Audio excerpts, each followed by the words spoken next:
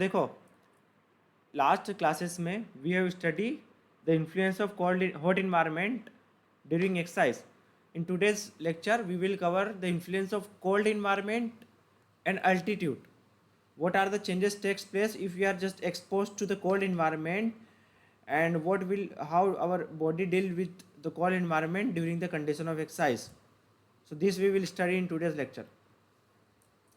कैसे हम क्या क्या रिस्क फैक्टर्स होते हैं कोल्ड इन्वायरमेंट में, है ना. फिजियोलॉजिकल चेंजेस क्या होते हैं अगर हम एक्सरसाइज कर रहे हैं कोल्ड इन्वायरमेंट में, मसल में क्या चेंजेस होता है, कार्डियोवास्कुलर सिस्टम पे क्या इंपैक्ट होता है अगर हम एक्सरसाइज कर रहे हैं कोल्ड इन्वायरमेंट में as compare to hot environment.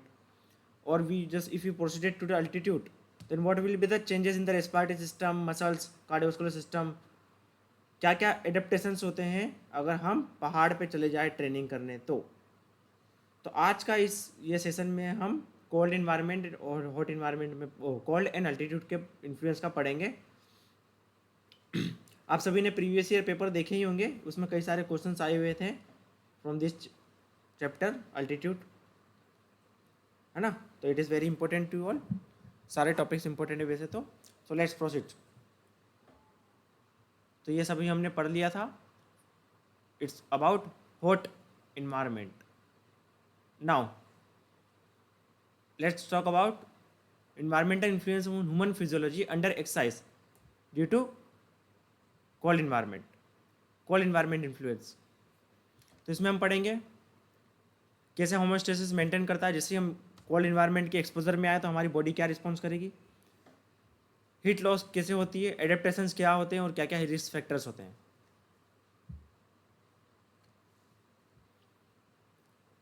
ये क्वेश्चंस पूछा गया था यूजीसी नेट 2021 में, पढ़ सकते हो, आपको आंसर मिल जाएगा after this lecture. During prolong exercise in cold, energy supplies diminish and exercise intensity decline, person become increasingly susceptible to hypothermia. Exercise trigger a release of catecholamines which increase the mobilization and use of free fatty acid, but in cold environment वैसे constriction होकर. चलो देखते हैं क्या है. ये भी question पूछा गया था. चलो, तो क्या होगा एडजस्टमेंट. जैसे हम इन्वायरमेंट के इन्फ्लुएंस में आते हैं, ठंड के इन्फ्लुएंस में आते हैं, तो क्या होता है, मोटो क्या है कि जो भी heat, whatever the heat generated in our body we have to preserve inside the body. Metabolic heat को बचाना है ना. क्या क्या चेंजेस करना है. मेटाबॉलिक हीट जो हमारे अंदर होती है, जब भी एटीपी का ब्रेकडाउन होता है 80% 60% एनर्जी हीट में कन्वर्ट होती है. तो जो मेटाबॉलिक हीट को अंदर प्रिजर्व रखना है, तो कैसे प्रिजर्व रहेगी metabolic heat inside the body, कैसे ट्रैप रहेगी इनसाइड द बॉडी, कैसे इस चीज़ को रोक सकते हैं हम. यस, मेटाबॉलिक हीट को हम कैसे रोक सकते हैं बाहर आने से, बताइए.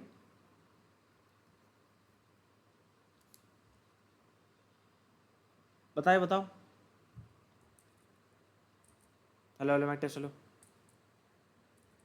Hello mic test. हेलो, हाँ बताइए. हाँ, कैसे काम कर.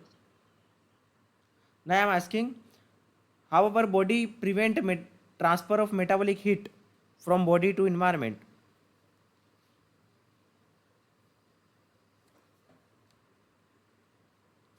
स्वेटर वगैरह तो पहनते हैं आर्टिफिशियल, पर हमारी बॉडी कैसे करती है उसको कवर, कैसे रोकती है कि मेटाबॉलिक हीट, इंटरनल बॉडी की हीट बाहर ना आए,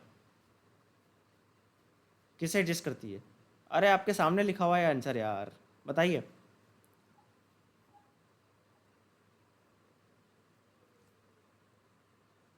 और क्या, ये सामने लिखा हुआ है और मैं आपसे पूछ रहा हूँ कैसे होता है.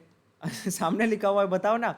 मेटाबॉलिक हीट बॉडी से बाहर कैसे जाती है, स्वेटिंग के थ्रू. कल हमने बात की थी हॉट इन्वायरमेंट में, है ना. हाँ हाँ, तो वही तो, हमें स्वेटिंग को रोक देंगे तो मेटाबॉलिक हीट अंदर ही रहेगी. तो हम क्या कर रहे हैं, हम स्वेटिंग को रोक रहे हैं ना. हाँ, तो स्वेटिंग कैसे रुकेगी, जो स्किन की सप्लाई ब्लड की सप्लाई स्किन की तरफ जाती है, वो ब्लड वेसल्स को कंस्ट्रिक्ट कर देंगे, तो स्किन की तरफ ब्लड नहीं जाएगा, ब्लड स्किन की तरफ नहीं जाएगा तो क्या होगा, इवापोरेशन नहीं होगा। जो हीट है वो इनसाइड दे रहेगी, हमारे इंटरनल बॉडी में रहेगी, इंटरनल इन्वायरमेंट में हीट ट्रैप्ड रहेगी, तो वेसो कंस्ट्रिक्शन होता है। सेकंड रिस्पॉन्स क्या होगा, सिवरिंग, कांपने लग जाएंगे ठंड के, ये मस्कुलर एक्टिविटी है ना। और क्या, एपिनेफ्रिन रिलीज, थायरोक्सिन का बढ़ना, एंडोक्राइन रिस्पॉन्स, हार्मोन का रिस्पॉन्स। तो ऐसे हमारी बॉडी एडजस्ट करती है ना, ये याद रखना, ये तो पता ही है आपको। क्यूटेनियस वेसोकंस्ट्रिक्शन, आपको ये मैंने कल बताया था इसके बारे में, ब्लड फ्लो स्किन की तरफ रुक जाता है तो क्या होता है, बाहर इवापोरेशन नहीं होगा तो ट्रेप रहेगी इनसाइड द ओकर, है ना। ये कब होता है, 15 डिग्री सेंटीग्रेड पे नॉर्मली होता है।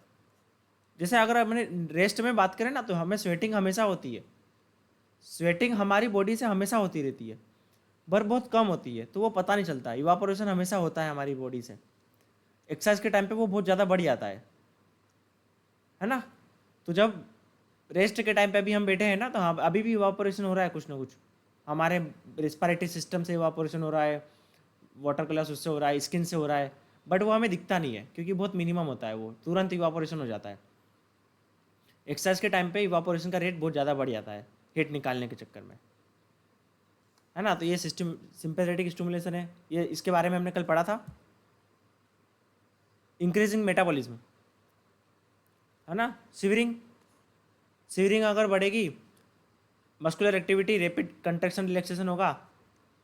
शिवरिंग आपको पता ही है, उससे क्या होता है, मेटाबॉलिक रेट बढ़ेगा, हीट बढ़ जनरेट होगी, तो इससे क्या हो गया, हमें ठंड कम लगेगी, सिंपल, है ना। ये सॉरी मैं इसमें मेटाबॉलिक का बता रहा हूँ। मेटाबॉलिज्म हमारे बॉडी का बढ़ जाता है इंटरनल, है ना। एपिनेफ्रिन बढ़ जाएगा ड्यू टू सिंपैथेटिक एक्टिवेशन, और थायरोक्सिन का भी लेवल बढ़ जाता है ना, हार्मोन का लेवल बढ़ जाएगा, थायरोक्सिन, एपिनेफ्रिन, सिंपैथेटिक एक्टिवेशन हो जाएगा। जब हम एक्सरसाइज करते हैं तो क्या होता है, सिंपैथेटिक एक्टिवेशन हो जाता है, तो सिंपैथेटिक नर्वस सिस्टम का dominating compare to parasympathetic nervous system बढ़ जाएगा। अब सिंपैथेटिक नर्वस सिस्टम आपको पता है ना क्या करता है, एपिनेफ्रिन को बढ़ाता है, हार्ट रेट को बढ़ाता है, टेम्परेचर बढ़ता है उस टाइम पे काम होता है इसका, मतलब मेटाबॉलिज्म बढ़ता है, एटीपी का ब्रेकडाउन बढ़ता है। वैसे ही ठंड को रोकने के लिए सिंपैथेटिक एक्टिवेशन होता है। सिंपैथेटिक एक्टिवेशन का मतलब ये नहीं कि सिर्फ हम एक्सरसाइज कर रहे हैं उसी कंडीशन में होता है। जब हमें डर लगता है, when we are in a condition of fear, anxiety और शॉक, जब हम अचानक से डर जाते हैं, उस टाइम पे भी सिंपैथेटिक एक्टिवेशन होता है। तो sympathetic activation is not only in a condition of exercise, condition exercise के टाइम पे तो होता ही है, पर और भी कुछ कंडीशन है जिस टाइम पे सिंपैथेटिक नर्वस सिस्टम डोमिनेटिंग हो जाता है और एपिनेफ्रिन और वेरियस हार्मोन को रिलीज करता है, जिसके वजह से हार्ट रेट वगैरह बढ़ जाती है, मेटाबॉलिज्म बढ़ जाता है। तो और कंडीशन क्या है, कोल्ड के टाइम पे भी हो सकता है ना। When we are in a psychological trigger, हम में एंजाइटी या साइकोलॉजिकल बहुत ज़्यादा हमारा ट्रिगर हो जाए, हाइपर हो जाए साइकोलॉजिकल, तब भी बढ़ जाता है, ठीक है। नेक्स्ट है शिवरिंग। शिवरिंग कब बिगिनिंग होती है, टेम्परेचर 23 डिग्री से कम या उसके जब आता है ना, 23 डिग्री सेंटीग्रेड तक टेम्परेचर पहुंचता है, कम हो जाता है तब से शिवरिंग स्टार्ट हो जाती है ना। इससे हीट प्रोडक्शन बढ़ जाता है 4 to 5 टाइम्स, इसलिए ये होता है ताकि हीट का प्रोडक्शन बढ़ जाए और हमें गर्मी लगे, हम ठंड से बच रहे। अब देखो, क्या ऐसे फैक्टर है जो तुम्हें ठंड लगने से बचाते हैं, क्या ऐसे फैक्टर है जो डिसाइड करता है कि तुम्हें ठंड लग रही है नहीं लग रही है। सपोज 2 पर्सन है, एक पर्सन है ए और एक पर्सन है बी, एक को ठंड लग रही है पर दूसरे को नहीं लग रही है। कई बार आपने देखा होगा कि आपके फ्रेंड को ठंड लगती है पर आपको नहीं लगती है।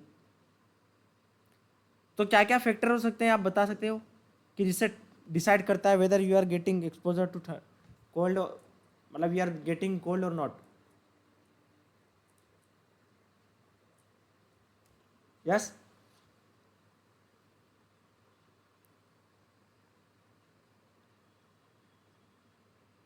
यस वेरी गुड, बहुत बढ़िया।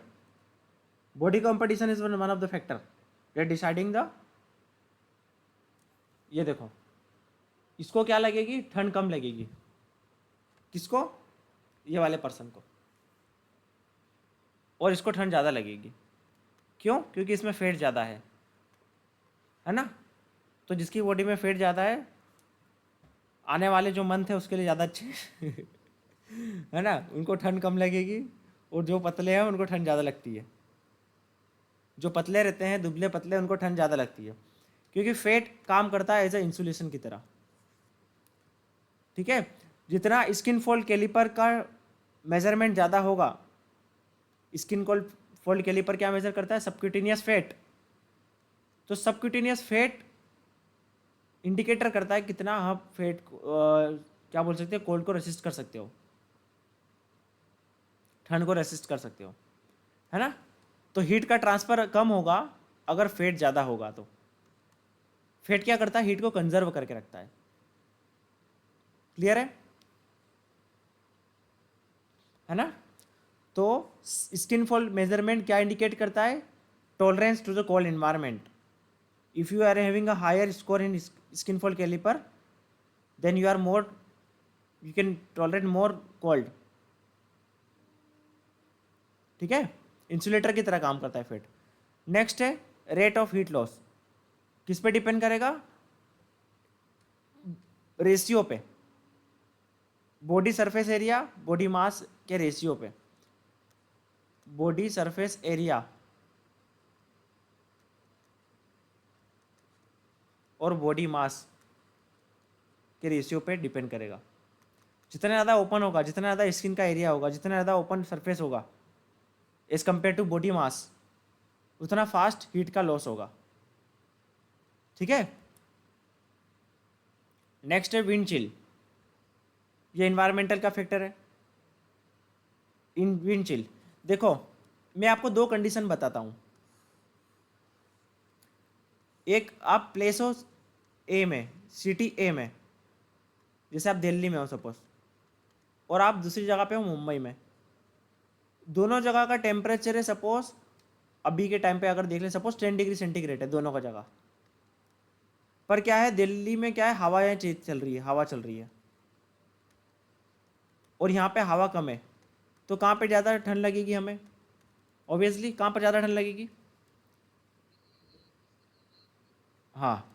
तो यही है विंड चिल, ये कूलिंग पावर है इन्वायरमेंट का, जो कि सिर्फ टेम्परेचर से डिसाइड नहीं होता। ये दो चीज़ें डिसाइड करती है, टेम्परेचर प्लस विंड स्पीड। ये दो चीज़ें डिसाइड करती है कि पर्सन को ठंड लगेगी कि नहीं लगेगी, कितना उसको कूलिंग पावर एनवायरनमेंट का कितना इन्फ्लुएंस होगा। जैसे जैसे इसको बोलेंगे विंड चिल, विंड चिल बढ़ेगा, जितना ज़्यादा बढ़ेगा उतना ज़्यादा रिस्क बढ़ेगी टिश्यूज़ को फ्रीजिंग होने की, उतना ज़्यादा इम्पैक्ट होगा। तो यहाँ पे देख सकते हो आप, ऐसे चार्ट बना हुआ है इतना समझने के लिए। ये विंड की स्पीड है और ये क्या टेम्परेचर। देखो जितना टेम्परेचर कम होते जा रहा है और जितना विंड की स्पीड बढ़ते जा रही है, इधर एक्सट्रीम एक्सट्रीम एकदम एक्सट्रीम कंडीशन। ठीक है, ये सबसे नॉर्मल है। जैसे जैसे इधर की साइड बढ़ते जाएंगे उतना ज़्यादा ठंड का इन्फ्लुएंस हमारी बॉडी पे होगा। क्यों ज़्यादा? क्योंकि टेम्परेचर भी कम हो रहा है और विंड की स्पीड बढ़ते जा रही है। ठीक है, इसको बोलते हैं विंड चिल। तो ये एक फैक्टर है, डिसाइड करेगा। Now heat loss in cold environment कैसे होगा?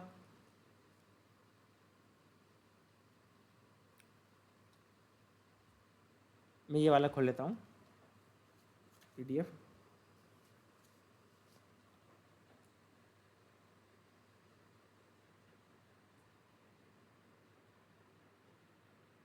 यहाँ तक क्लियर है सबको?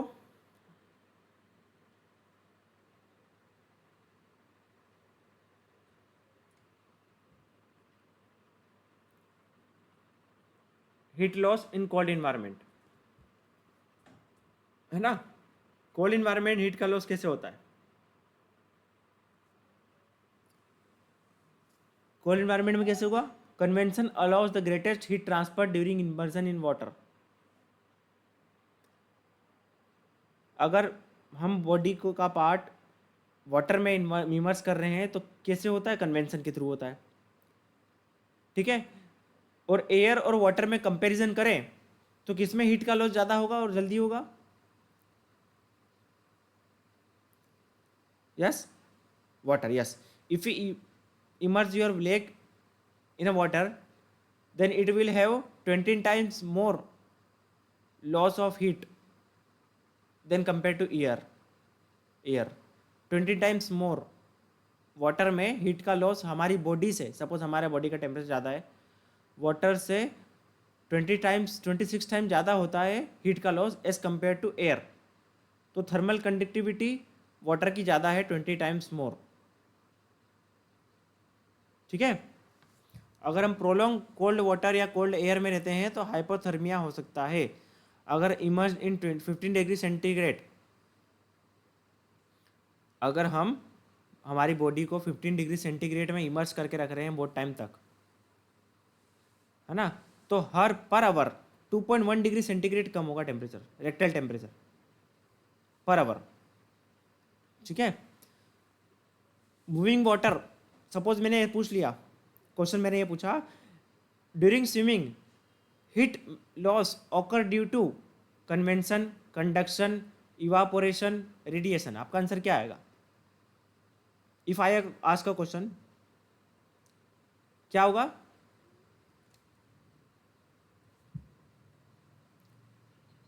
ये क्वेश्चन पूछा गया था, कंडक्शन क्यों होगा?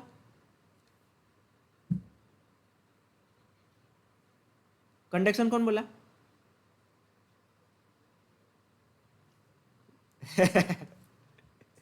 ठीक है, कन्वेक्शन, ठीक है, ये पूछा गया था कहीं ना कहीं। तो क्या होता है? कन्वेंशन होता है, कन्वेंशन। मूविंग एयर या वाटर के थ्रू जो भी हीट का लॉस होता है क्या होता है? कन्वेंशन क्या होता है। इसमें बहुत फास्ट वाटर हीट का लॉस होता है हमारी बॉडी से, है ना।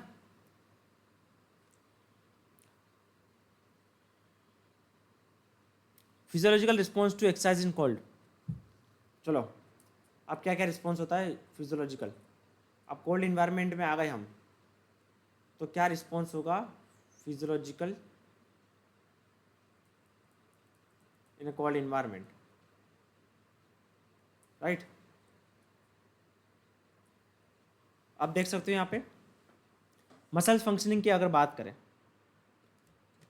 मैं रबड़ को, सुनना, रबड़ को मैं फ्रिज में रख दूं तो क्या उसकी इलास्टिसिटी अच्छी रहेगी एज कम्पेयर टू नॉर्मल रबड़, नॉर्मल टेम्परेचर? कोल्ड रबड़ की इलास्टिसिटी कम हो जाएगी या बढ़ जाएगी? है ना, तो इलास्टिसिटी कम हो जाएगी ना टेम्परेचर के कम होने की वजह से। वैसे ही मसल्स में कोल्ड टेम्परेचर की वजह से क्या होता है, मसल्स की शॉर्टनिंग वेलोसिटी कम हो जाती है, पावर कम हो जाता है, फाइन मोटर एबिलिटी कम हो जाती है due to exposure of cold environment. Loss of manual dexterity, इसका मतलब क्या होता है? फाइन मोटर एबिलिटी, मैनुअल, ये लिखा है देखो, मैनुअल डेक्सटेरिटी, इसका मतलब क्या होता है? फाइन मोटर एबिलिटी, है ना, ये कम हो जाएगा। मसल, हम देखो ठंड लगती है जब हमारे हाथ बहुत ज़्यादा ठंडे हो जाते हैं, तो आप पेन चला पाते हो कॉपी पे? नहीं ना, कहीं ना कहीं आपकी एबिलिटी राइटिंग की कम हो जाती है जब बहुत ज़्यादा ठंड है ना। तो your arms become very cold, your hand become very cold, तो you not able to write properly, sometimes you have notice. So that is a manual dexterity, the fine motor ability decreases due to exposure of cold. Velocity और ये सब क्यों कम हो जाएगी? क्योंकि cooling के वजह से क्या होता है, कंट्रेक्शन, फोर्स ऑफ कंट्रेक्शन भी कम हो जाता है, नर्वस सिस्टम में अल्टरेशन आ जाता है ना, इलास्टिसिटी मसल्स फाइबर की कम हो जाएगी, राइट। नर्वस सिस्टम क्या करता है और क्या क्या चेंजेस होते हैं? मोटर ने रिक्रूटमेंट पैटर्न को चेंज कर देता है, recruitment of motor unit changes, है ना, जिससे एफिशिएंसी भी कम हो जाती है। नर्वस सिस्टम में भी इफेक्ट होता है response to this by altering normal fibre recruitment pattern. जो रिक्रूटमेंट पैटर्न है मसल फाइबर का, मूवमेंट कराने के लिए रिक्रूटमेंट करते हैं ना मसल फाइबर का, तो उसमें भी अल्टरेशन आ जाता है, जिसकी वजह से मसल्स की एफिशिएंसी भी कम हो जाती है। So that is due to the exposure of cold to cold environment. हम ऐसे नॉर्मल से कोल्ड की बात नहीं कर रहे हैं, अगर ज़्यादा ठंड है उसकी वजह से, तो आपने देखा होगा अब जब अब बहुत सुबह सुबह 4 बजे उठ के गए एकदम दिसंबर के टाइम पे, ठीक है, तो मेटाबॉलिक स्टार्टिंग में बिगनिंग ऑफ एक्सरसाइज के टाइम पे मेटाबॉलिक हीट बढ़ेगी, जिससे हमारा बॉडी का टेम्परेचर मेंटेन रहेगा। जब हम एक्सरसाइज करना स्टार्ट कर देंगे तो हमारी बॉडी का टेम्परेचर मेंटेन हो सकता है, क्योंकि एक्सरसाइज करते हैं तो मेटाबॉलिक रेट हमारा बढ़ जाता है, टेम्परेचर बढ़ जाता है बॉडी का। बट जब हम बहुत ज़्यादा थक जाते हैं, है ना, जब हम स्टार्टिंग की बात करें, सपोज हम जब स्टार्टिंग में एक्सरसाइज करते हैं तो क्या होता है, हम स्टार्टिंग में 10-15 मिनट बाद देखेंगे कि हमें ठंड इतनी नहीं लगेगी। मतलब क्या हुआ कि हमारा बॉडी का टेम्परेचर बढ़ गया, जिससे क्या होगा, हम नॉर्मल मेंटेन कर सकते हैं टेम्परेचर। पर हम एंडिंग में देखें तो हमें ज़्यादा ठंड लग सकती है। आपने एक चीज़ नोटिस करी होगी, आप 1 घंटा रनिंग करने लग जाएंगे, ख़त्म कर लेंगे, आपकी एनर्जी पूरी ख़त्म हो गई, तो एंडिंग में आपको ठंड लगेगी। क्यों? क्योंकि एनर्जी रिजर्व कम होने की वजह से और एक्सरसाइज इंटेंसिटी कम होने की वजह से आपका हीट का प्रोडक्शन कम हो जाता है। क्या बोल रहा हूँ मैं? अगर आप, चलो आपने रनिंग स्टार्ट करी, आपका मन है आज के यार मैं 1.5 घंटा कंटिन्यू रनिंग करूँगा, 80 मिनट्स, 80-90 मिनट्स आज कंटिन्यू रनिंग करूँगा, तो आपने नोटिस करोगे कि 5-10 मिनट्स बाद आपका नॉर्मल टेम्परेचर हो जाएगा, बॉडी को आपको ठंडी लगेगी 10-12 मिनट बाद, है ना? क्यों? क्योंकि एटीपी का प्रोडक्शन बढ़ रहा है और 60% तो एनर्जी हीट में निकलती है। पर आप देखोगे कि 70-80 मिनट के बाद, 70-80 मिनट के बाद में आपको वापस ठंड लगेगी। क्यों ठंड लगेगी? क्योंकि आपकी एनर्जी ख़त्म हो जाएगी बॉडी में और आपकी इंटेंसिटी भी कम हो जाएगी और आपका एटीपी का प्रोडक्शन भी कम हो जाएगा, और एटीपी का प्रोडक्शन कम हुआ मतलब हीट का प्रोडक्शन कम हुआ, मेटाबॉलिज्म रेट कम हो गया, तो इसको आपको एंडिंग में ठंड लग सकती है। क्लियर है?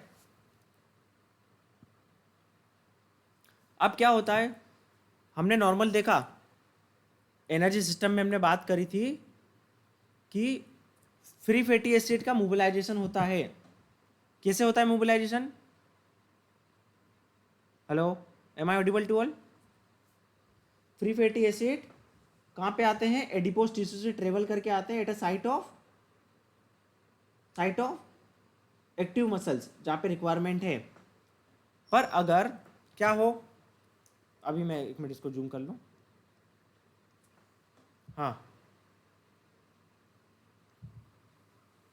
ठंड के टाइम पे आपको देखने को मिलेगा कि आपका फेट का इस्तेमाल करने की कैपेसिटी कम हो जाएगी। अभी मैं कुछ लिख नहीं रहा हूँ। During cold environment free fatty acid जो एडिपोज टिश्यू में रहते हैं उसको हम अच्छे से इस्तेमाल नहीं कर पाते as compare to hot environment. ऐसा क्यों? Yes anyone? Yes, anyone answer me? Why we are not able to use free fatty acid properly during cold environment as compared to hot environment? Why there is a problem in mobilization? Why there may be a problem of, yes, very good, बहुत बढ़िया। आपको पता है कि cold environment के exposure में क्या होता है? क्या होता है? स्किन की तरफ और मसल्स की तरफ क्या होता है? ब्लड की फ्लो, स्किन की तरफ ब्लड का फ्लो कम हो जाता है। तो यहाँ पे क्या होगा, जब ब्लड का फ्लो कम हो जाएगा एडिपोज टिश्यू की तरफ, एडिपोज टिश्यू कहाँ होते हैं? बीनीथ द स्किन ही होते हैं ना नॉर्मली। तो जब ब्लड का फ्लो इसकी तरफ कम हो जाएगा तो मोबिलाइजेशन फ्री फैटी एसिड का नहीं होगा, फ्री फैटी एसिड ट्रेवल नहीं कर पाएंगे, तो ट्रेवल नहीं कर पाएंगे तो एनर्जी नहीं दे पाएंगे ढंग से। तो ठंड के टाइम पे आपने को देखने को मिलेगा, हमें देखने को मिलता है कि प्रॉब्लम होती है लिपिड की मेटाबॉलिज्म में। नॉर्मली अब ये नॉर्मल कंडीशन है, एक्सरसाइज करते हैं, कैटेकोलामाइन्स बढ़ते हैं, एपिनेफ्रिन बढ़ता है, नॉर एपिनेफ्रिन बढ़ता है, जिसके वजह से लिपिड का मेटाबॉलिज्म होता है। But in a condition of cold environment, due to the vasoconstriction, cutaneous vasoconstriction, blood is not able to reach properly to the fatty acid or the subcutaneous tissue, then it will decrease lipid metabolism. Clear है? बात समझ में आई आपको? Hello, आपको ऐसे समझ में आई? ठंड के टाइम पे फ्री फैटी एसिड का ब्रेकडाउन क्यों नहीं हो पाता अच्छे से? यस, क्यों नहीं हो पाता?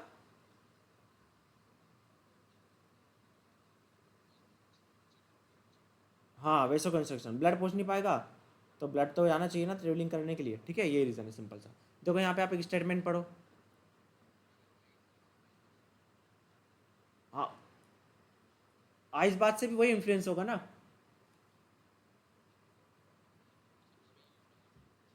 किसमें? नहीं नहीं नहीं होगा. क्या होता है जब ज़्यादा टेम्परेचर कोल्ड हो जाता ना, यहाँ पे देखो, यहाँ ये कम्प्लीटली बंद की नहीं बात कर रहा है. यहाँ पे ये नहीं बोल रहा कि बिल्कुल भी फेट का इस्तेमाल नहीं होगा. एक पॉइंट याद रखना, ये कम्प्लीटली नहीं बोल रहा, कंपेरेटिवली बोल रहा है ये, है ना, as compare to hot environment. अगर कोल्ड इन्वायरमेंट, अब वो डिपेंड करता है कितना टेम्परेचर है. इंटर इन्वायरमेंट का टेम्परेचर नॉर्मल है तो ठीक है, अगर बहुत ज़्यादा कम है तो ज़्यादा इफेक्ट होगा.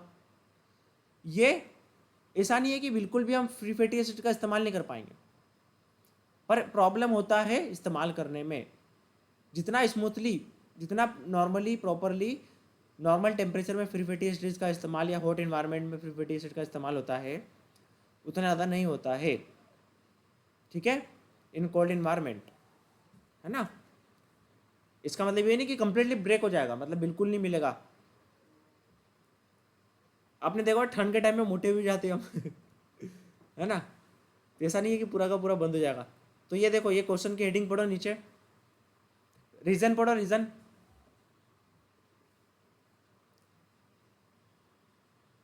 हाँ रिकॉर्डिंग चालू है ना.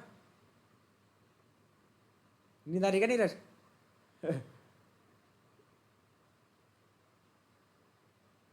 कोई बात नहीं, देख लेना, डबल देख लेना. ड्यूरिंग प्रोलॉन्ग एक्सरसाइज, चलो पढ़ो, बताओ क्या आएगा आंसर.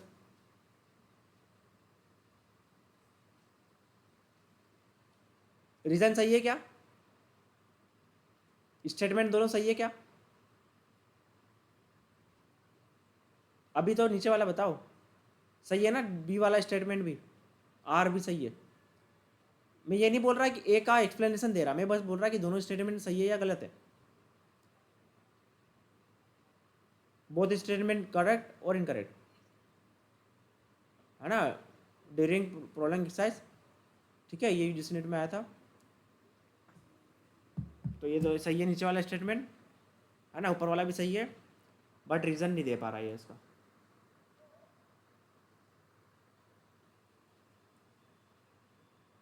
चलो आगे बढ़ते हैं, देखेंगे, आएंगे. मैंने आपको भेजा वो क्वेश्चन सॉल्व कर लेना, ठीक है, कल तक. 2 दिन के अंदर सारे सॉल्व करना, फिर मैं आंसर की भेजूंगा, फिर मैच करना. आंसर की मत देखना अभी, डायरेक्ट क्वेश्चन सॉल्व करना, उसके बाद मैच करना. मैं आंसर भेजूंगा उसके. 2 दिन आपके पास है सॉल्व करने के लिए, उसे पूरा खुद से सॉल्व करना है, देखना नहीं है बिल्कुल भी.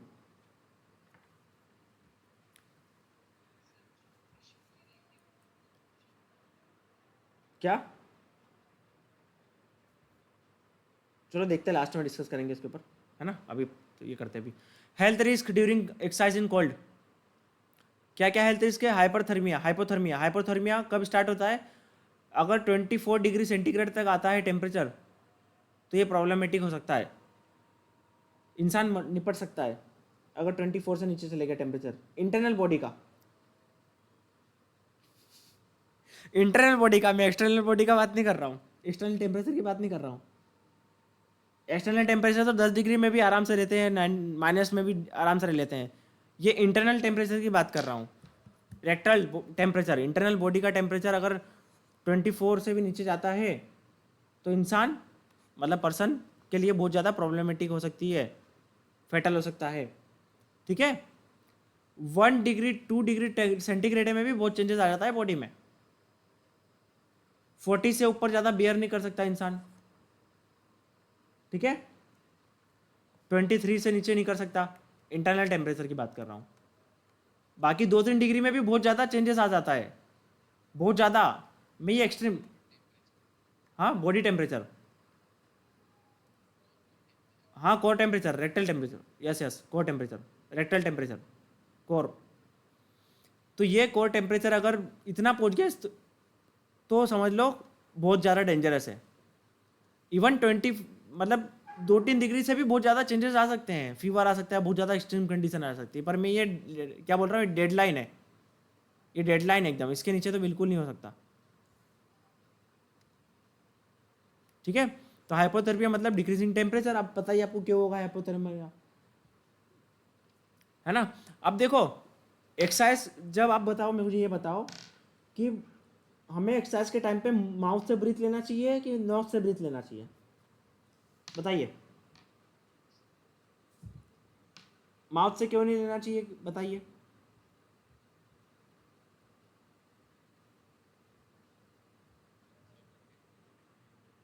हाँ राइट, ठीक है।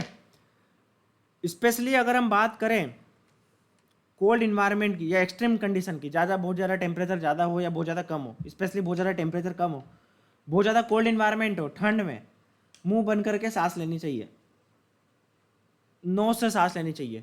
क्यों? क्योंकि नोज क्या करती है, हमारे बॉडी की जो एयर है ना उसको वार्म कर देती है नेसल्स में। और माउथ में क्या होता है, जैसे cold air inside the body चले जाती है। तो इसमें क्या, अगर हम प्रोलॉन्ग टेम्परेचर, अगर प्रोलॉन्ग मुंह से एयर लेंगे, ब्रीथिंग करेंगे माउथ से, तो इंटरनल टेम्परेचर और एक्सटर्नल टेम्परेचर इक्विलिब्रियम में आ सकता है, मतलब धीरे धीरे वो इक्वल जा सकता है। इंटरनल टेम्परेचर, हमारा इंटरनल टेम्परेचर कम हो सकता है बहुत ज़्यादा। नोज से ब्रीथिंग लेने में क्या होता है कि एयर वार्म हो जाती है, रेगुलेट करती है नोज। जैसे हम, ये हमारा घर है, हम घर का विंडो और गेट सब कुछ ओपन कर दें, बाहर का टेम्परेचर -10 डिग्री सेंटीग्रेड है और हमने सब कुछ गेट वगैरह ओपन कर दिया, तो कुछ टाइम आप देखोगे कि इंटरनल रूम का टेम्परेचर भी कम हो जाएगा, समझ रहे हो। तो माउस को ओपन करके आप क्या कर रहे हो, सारे गेट खोल रहे हो आपके हाउस के,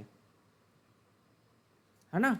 बट नोज से ब्रीथिंग लेने में क्या होता है कि वार्म हो जाती air during travelling, due to air nose में मैकेनिज्म है, पार्टिकल्स को भी रखता है, माइन्यूट पार्टिकल्स को, इसलिए हमेशा नोज से ब्रीथिंग लेना चाहिए, specially in the cold environment.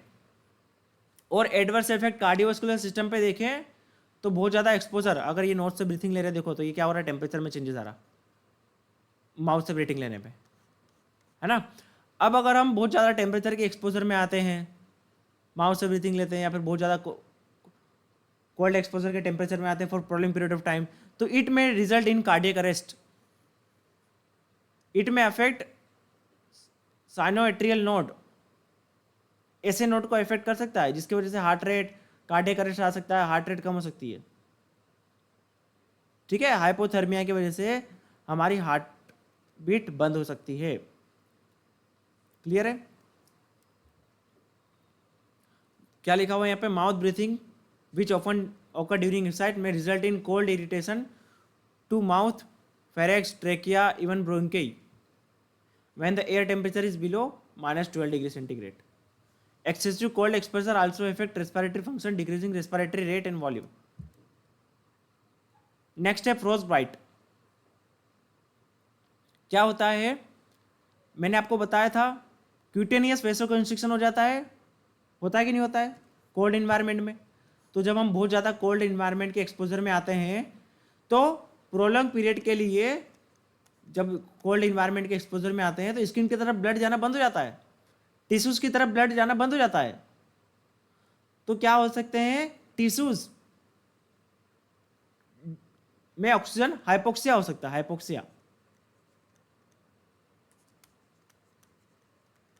Due to vasoconstriction, tissue में face hypoxia condition, and if it is a prolong with result in फ्रोस्टबाइट,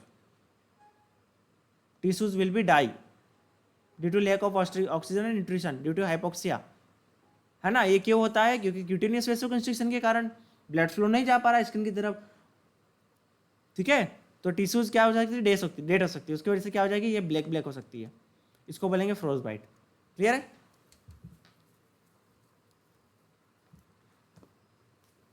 clear है यहाँ तक सबको? यस। एक मिनट, कुछ और पॉइंट था मैं आपको बताता हूँ, एक मिनट देख के। एक और था कुछ इफेक्ट, हाँ, इसको बोलते हैं Lewis hunting reaction. Lewis hunting reaction, बस नाम याद रखो क्या होता है इसमें, इतना देख लो, इससे डिटेल में जाना नहीं आपको। लेविस हंटिंग रिएक्शन, ये क्या होता है? लेविस हंटिंग रिएक्शन में क्या होता है? अभी देखो, अभी यहाँ पे क्यूटेनियस वेसोकंस्ट्रिक्शन हो रहा है, फिर हम एक्सरसाइज करते हैं तो क्या होता है? एक्सरसाइज की वजह से, हाइपोक्सिया की वजह से क्या होता है? क्यूटेनियस वेसोडायलेशन होता है, फिर क्यूटेनियस कंस्ट्रिक्शन। तो ये जो चेंजेस आता है बार बार, कंस्ट्रिक्शन डायलेशन, इसको बोलते हैं लेविस हंटिंग रिएक्शन। समझ रहे हो? इतना याद रखो बस। क्या बोल रहा हूं मैं? लेविस हंटिंग रिएक्शन क्या होता है? Rapid change in cutaneous vasoconstriction dilation, vasoconstriction dilation, ये बार बार।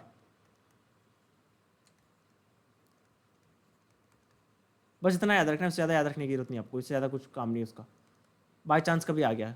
लिखो ये लेविस हंटिंग रिएक्शन।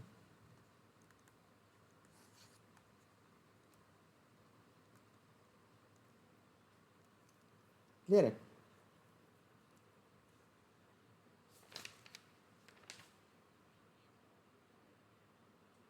बस अभी तो इतना ही पता है यार। ये इसका नाम दिया हुआ है, कुछ मैकेनिज्म दिया है। ये क्या होता है कि देखो, हम एक बार बार चेंजेस हो रहा है ना। एक तो इन्वायरमेंट का इन्फ्लुएंस हो रहा है, दूसरा ह्यूमन बॉडी बोल रही है नहीं ब्लड को पहुंचा, इन्वायरमेंट बोल रहा है ठंड की वजह से वेसो कंस्ट्रिक्शन हो रहा है, तो ये रैपिड चेंजेस हो रहा है। इसके आगे डिटेल में तो पढ़ा नहीं है और अपने काम का भी नहीं वैसे, तो एक टर्म था तो बता दिया मैंने, है ना। चलो आगे बढ़ते हैं। ये समरी है, पढ़ लेना, जो अभी तक मैंने पढ़ाया वही है सब।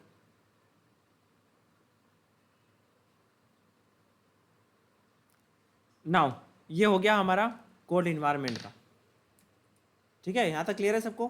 किसी को कुछ डाउट? रिकॉर्डिंग कंटिन्यू करूँ या स्टॉप करके नहीं बना ले?